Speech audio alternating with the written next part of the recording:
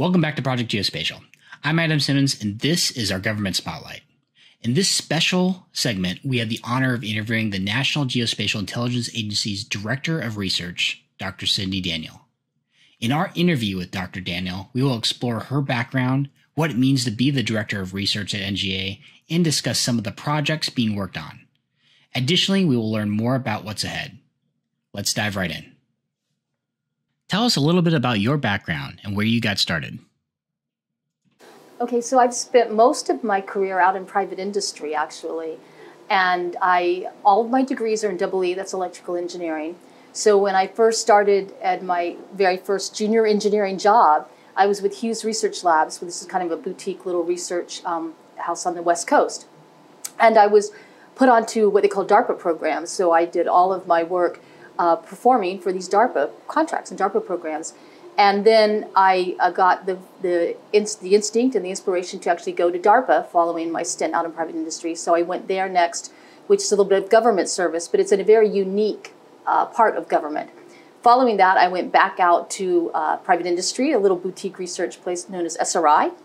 And they're based in San Francisco, again, back in California. But I was able to stay here in DC and support them. And I was there for a few years back in private industry. And then I saw this job open at NGA. And I was inspired to come back into government again and go into NGA. So my background really is, inside of it, electrical engineering is a pretty broad spectrum. But I really focused on image processing, computer vision, and all of that analytical type of work. Then with the advent at that time, it wasn't called AI, though, I have to say. AI was a dirty word then.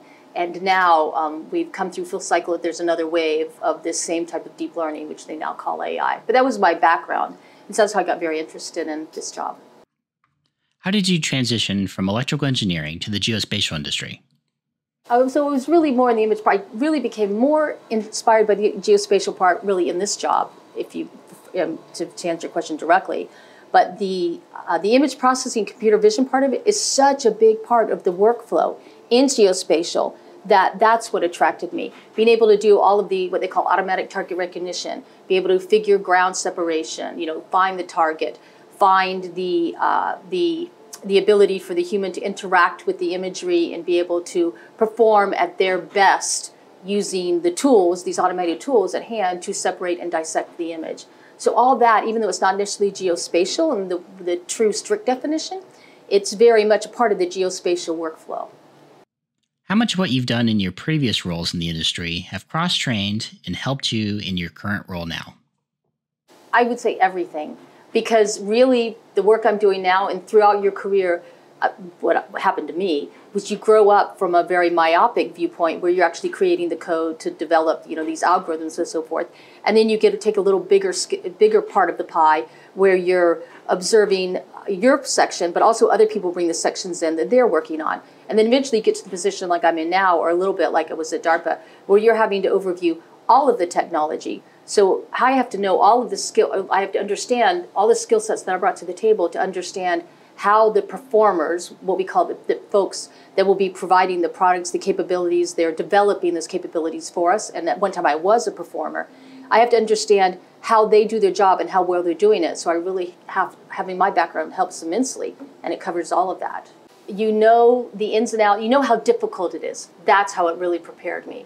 So that I know that we cannot overnight create a new R2-D2 that's going to be able to go out and solve all of the world's problems and be able to create the technologies at a push of a button that we can understand where the adversaries are and be able to to target something so specifically that I understand how difficult those challenges are, and that it takes a couple of years just to get past one of those little challenges. I would say that's the most important aspect of having worked in the field. So I don't believe a CEO should ever be a CEO of whatever industry he or she might be in until they've actually done the work in the field, so they understand what the challenges are every day and how difficult it is, and how to help empathize and grow the staff that are now doing it. Personally, I feel electrical engineering is the most broad of all of the science and tech fields you can go into to be able to do that, to diversify and go in, because you can then go into materials, you can go into image processing like I did. There's a whole variety in electrical engineering. But all of the engineering STEM fields are very good. Physics and math is another one that you can major in that and then go into any of these fields that you find of interest. You could stop working in GA, decide you don't like doing this, and go to NSA and work in the signal field that they have. So yeah, it's very broad.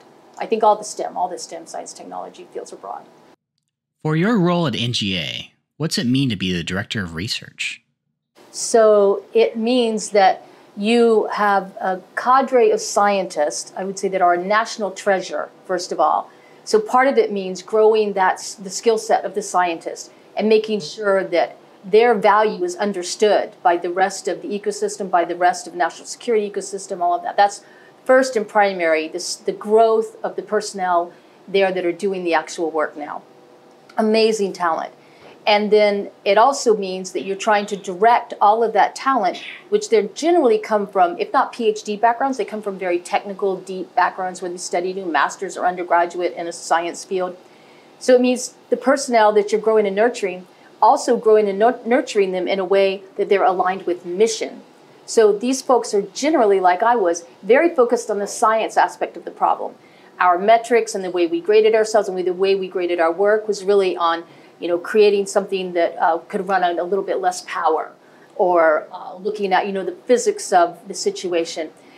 And now we're trying to turn them into what we call operational metrics, so that they are now focused on solving a problem that the user has. So we are no longer interested in how many watts something is going to be giving off, only in how those watts are directly related to the users.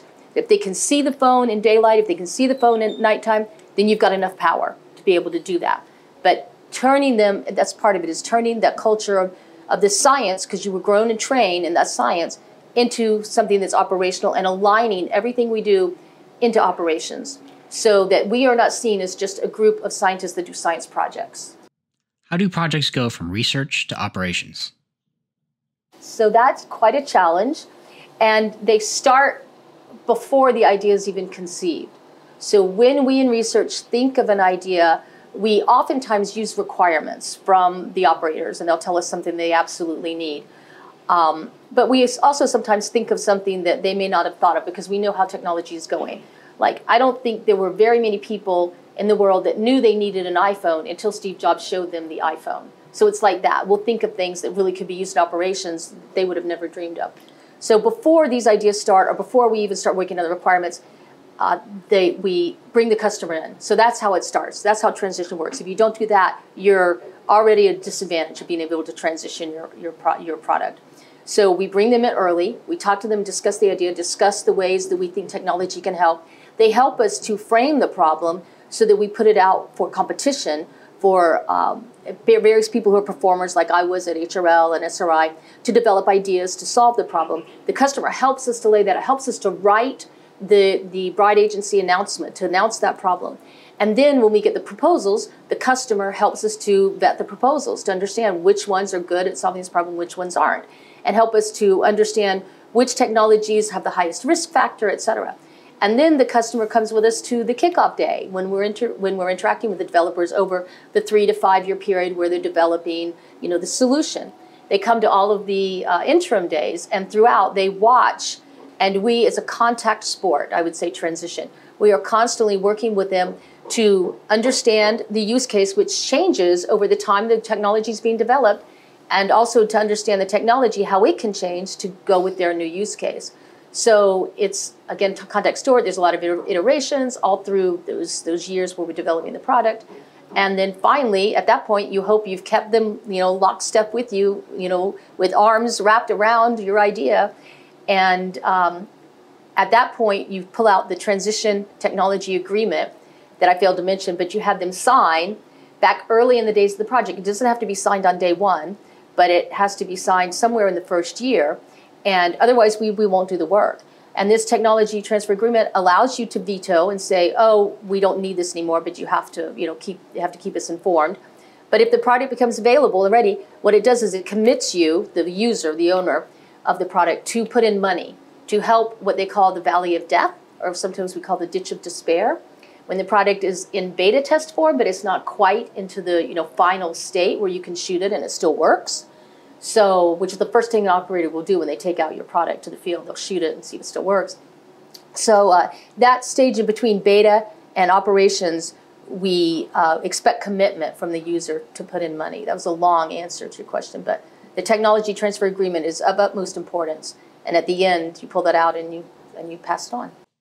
While in your role as Director of Research, what are the biggest struggles, challenges, or stereotypes that you fight?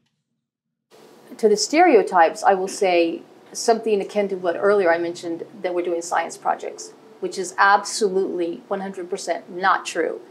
But a challenge is being able to communicate, being able to message what we're really doing into terms that the user, the customer, the layman, the public can understand and not think that we're doing science projects.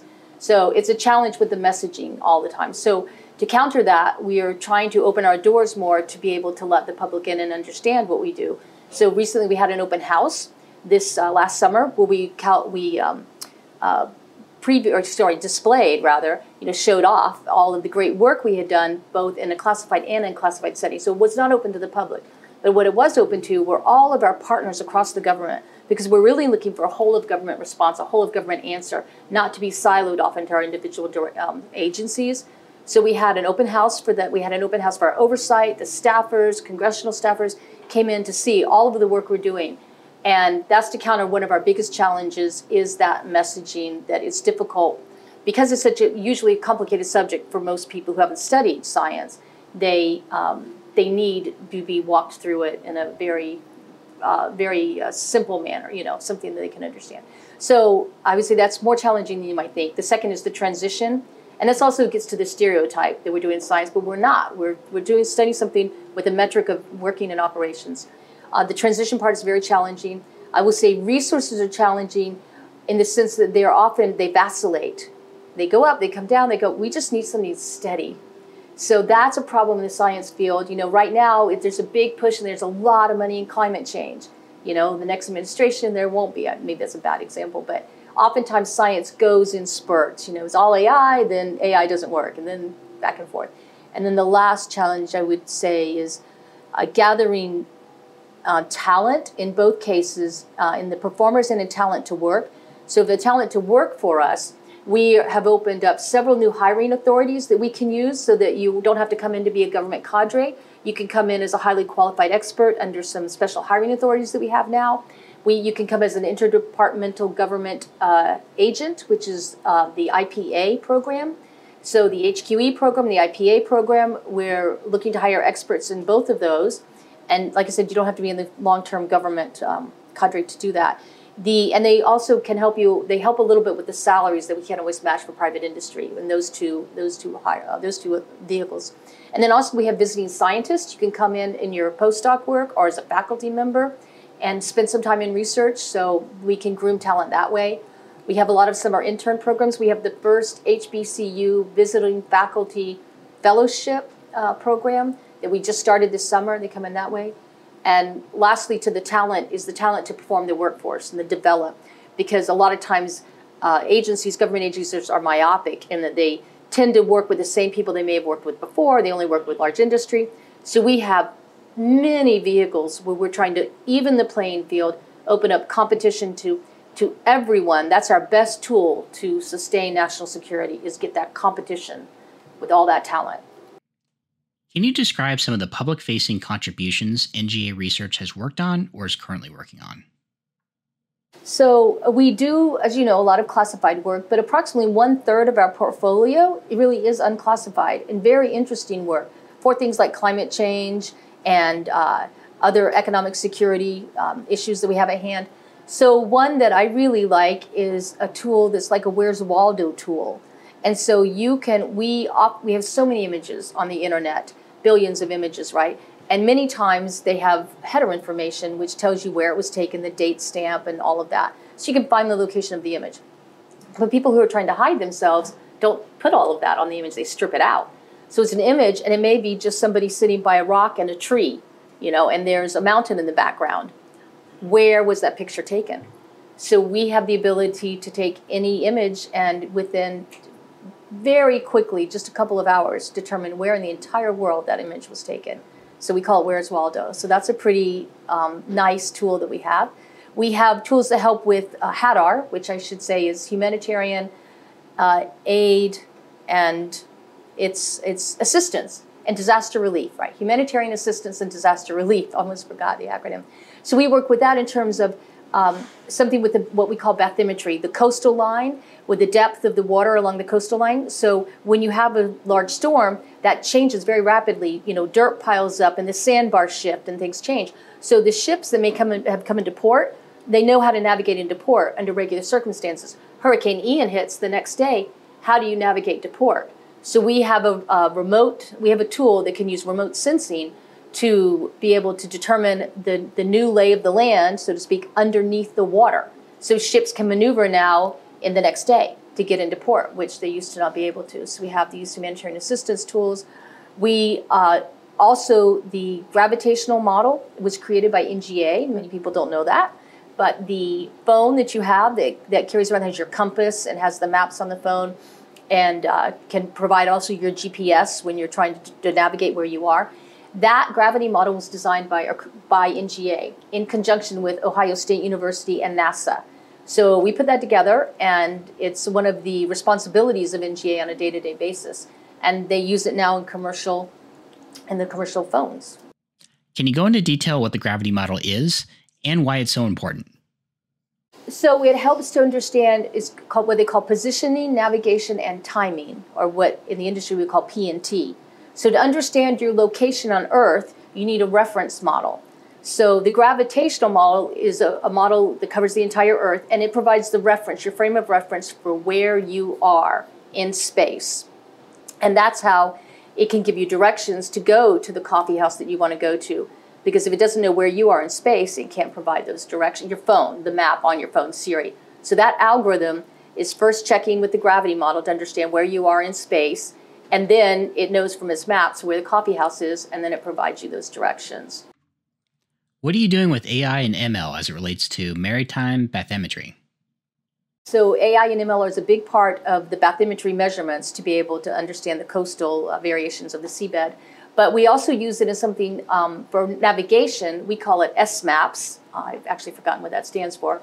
But SMAPS is a program that was recently transitioned that it uses AI/ML in terms of what we call natural language processing. So it's not using it for image processing or computer vision, but it's using it to take when mariners at sea, they'll send in a narrative of what's happening. So it's almost like open source, the way they're sending in all these reports to our analysts. And our analysts have to take the reports and provide safe navigation for the rest of the mariners. You know, if they run into an outcropping of rock or a disaster of some sort, or man overboard, that report comes in and this all gets disseminated out for safety navigation as a whole.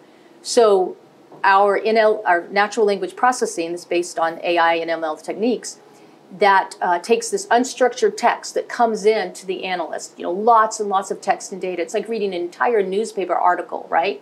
And what they used to have to do is read all the text, summarize it into a headline, and that was done by a human analyst. So, and then they had to leave lots and lots of data on the floor, and sometimes they weren't providing the navigation that was needed to be provided. Because of that, they couldn't do it all. So our natural language processing takes that data and not truncates it, but it divides it up into what's called to structured text, from unstructured text to structured text, which is effectively a newspaper article into a headline. And we do that now through automation. So when the analyst gets now all these headlines, it's much easier for the analyst to send out where the events are and where the hazards are that need to be watched for.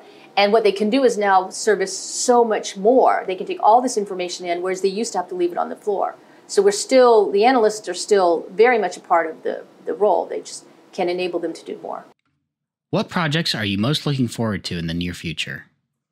Public facing in terms of science, we're really looking into using more open source. It's called OSINT, Open Source Intelligence. So it's anything that resides on a Twitter feed, on foreign newspapers, all that kind of open source intelligence. We're looking to incorporate that more and be able to design solutions and solve problems, possibly potentially with only open source information.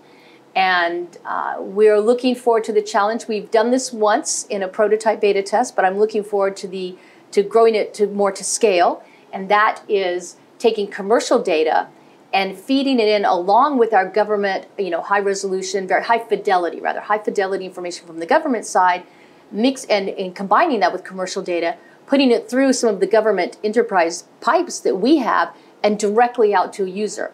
And we've done that in a very short time frame so far as a prototype that we show that. But bringing that to scale is I'm looking forward to that. Those are both two good, interesting products. And a lot of what we do at research really is not just solving the prototype, but it's bringing things to scale. Like, I'll just go a quick example. When a warfighter's out in the middle of a field and he wants to know where is the nearest source of fresh water, he should be able to look on his iPhone, swipe a credit card or something, and plug in the question, and then voila, it shows on his maps where the nearest source of fresh water is. But to do that at scale is very difficult. So we work on that problem as well, so that this individual that's in this field could do it simultaneously in Afghanistan, with somebody in Korea, with somebody in Arizona. So it can be at scale, literally happening for thousands of people at the same time, and it's a scale analytic of that. What are your favorite success stories that come out of research?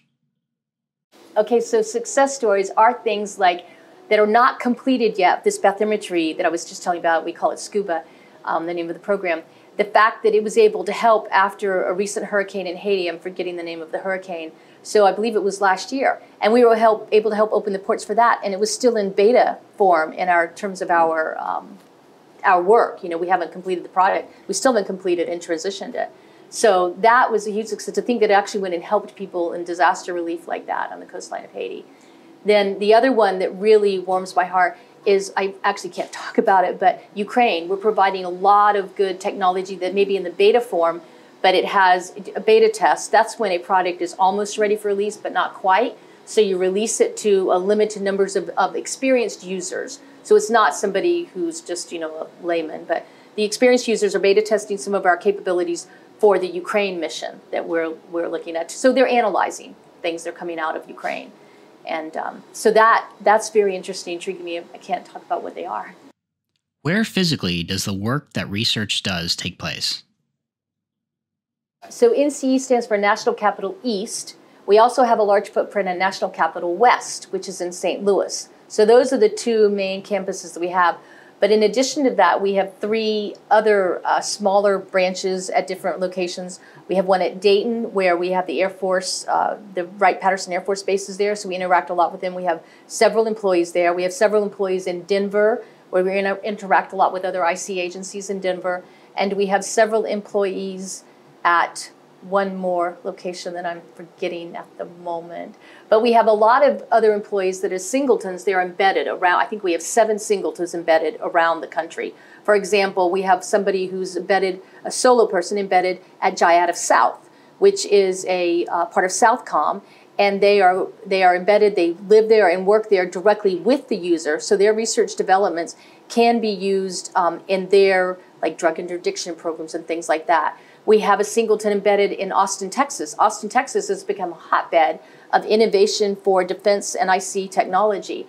They have the Capital Factory is there, where a lot of government agencies, we have a seat there, and other government agencies have a seat there, and a lot of startups. So people are meeting there and learning to collaborate across the government and industry, and the University of Texas, other universities bring their staff in there. So Austin is a big hotbed right now, where we have somebody located. Several sites where their customers, like GEOINT South, we have one singleton working there, integrating our work. At the Space Works out in LA Air Force Base, we have somebody.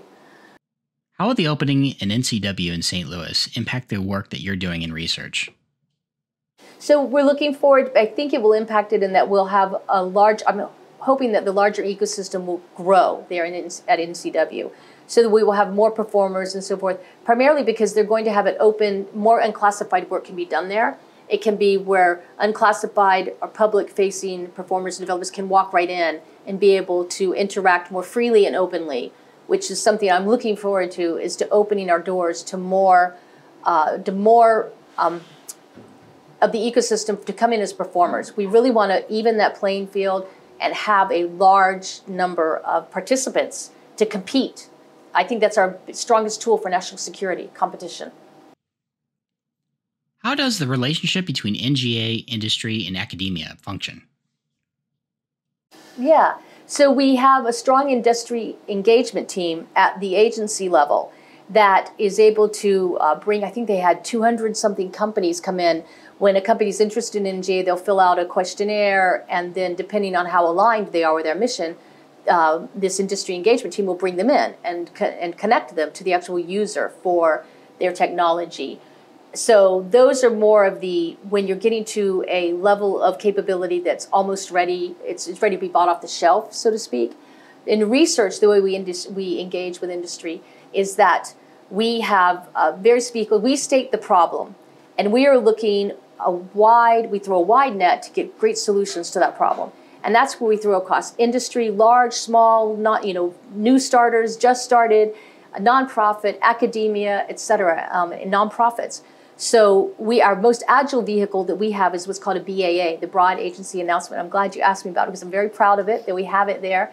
And this is a tool, again, we want to even the playing field, open it up to as many players as possible to bring us their great ideas. We put out topics. Sometimes of the year we run what's called an open topic, where you just have an idea that you don't know if it's a match or not. You can submit, and we have other specialized times of the year we have specialized unique topics that people can apply to. One of the recent unique topics was on what we call geocog, and that was exploring the cognition of an analyst as they're interacting with the tools for their workflow. So again, it needs to be that symbiotic relationship between the machine and the analyst. So that program is looking specifically at that. That's closed, but we had some great performers, proposals we would have never heard of if we had been looking at the folks that we were familiar with. So we got that through the BA, Broad Agency Announcement.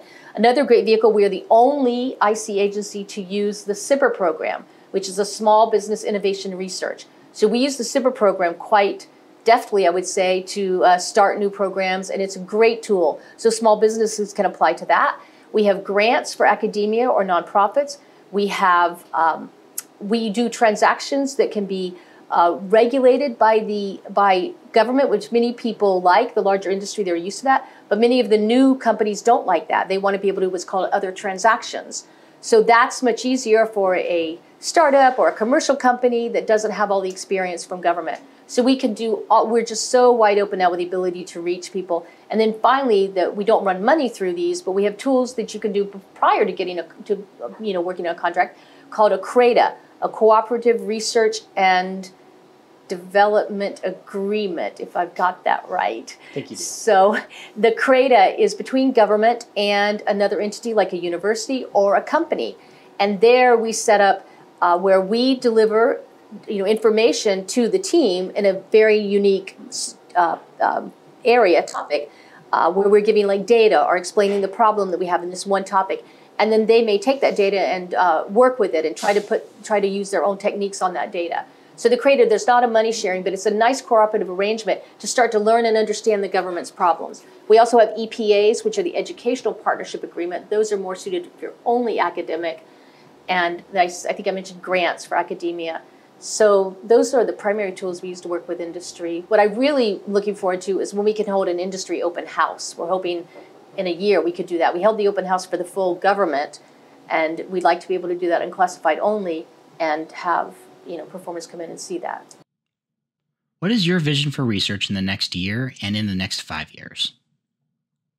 All right, so in the next year, I would really like to be able to have more of the spotlight on research in terms of of understanding our mission, understanding what we do, that we are not doing just science projects. So get the word out that we want business from all of these new, novel, innovative performers, that we want to work with you, and that we're here to serve mission and operations. So that's our marching for the next year to get that. Within 5 years, be able to grow it in such a way that we're really partnering purposefully with all of these entities that we can partner with, to include international, which I haven't mentioned yet today. But international is a big factor that we can leverage in all the work we do. So within 5 years, be able to partner purposely, be able to compete agilely and easily. Now, not everybody's familiar with it, but to make it more of an everyday thing that people are used to proposing to us and working with us directly. What's also very important to the future of research is that we grow the scientists. So it's a national treasure, what we have at NGA. So I want to make a big shout out to all the scientists at NGA and all of the just support staff that we have as well, not just the scientists, but everybody who makes it happen. We have technical offices, we have a mission support office. And I just want them to shine and everybody to realize what a national treasure it is that we have these scientists, to have them be able to support the rest of the whole of government. Like I said, not to just work on our own, but to be able to leverage government as a whole. And yeah, these scientists are amazing and fantastic. So the 5-year stretch goal would be to have more of their work outside of just NGA, but inculcated throughout the whole ecosystem. How is NGA handling the training gaps, knowledge lost as critical personnel retire or transition out to other opportunities? How is research helping to seed the skill sets for tomorrow? We do have the vehicles that I mentioned called an IPA or an HQE, where we can hire on term. So we can bring somebody in for just a year or two to work these problems, because the people that you're mentioning are in high demand. They're very unique skill sets. They may not always work at the government salary, all of those things. So this is one avenue to use, are those vehicles that will help attract them. And part of the attraction is they only have to do it for a year or two, because they may want to go and do something else with their lives as well. The other ways, we're really doing a lot of outreach into, this is what I'd like to continue in the next 5 years, but we're starting to do a lot of outreach in STEM down to even the kindergarten level. We just put, along with SOURCE, our partner SOURCE inside of NGA, we put together a program, an entire summer program that goes from K to 20, which means it goes kindergarten all the way through graduate degree, and there's summer camps. So the first time it will happen will be next summer in St. Louis at what they call the Moonshot Labs there. But that's the real answer to the question and long-term strategy for NGA. And research is right in the heart of it, along with SOURCE, to grow this cadre. Dr. Daniell, thank you for your time helping us learn more about you and NGA research. It was incredibly insightful. For those watching, feel free to like, share, and subscribe, and don't hesitate to send us any questions or comments. We'll see you next time.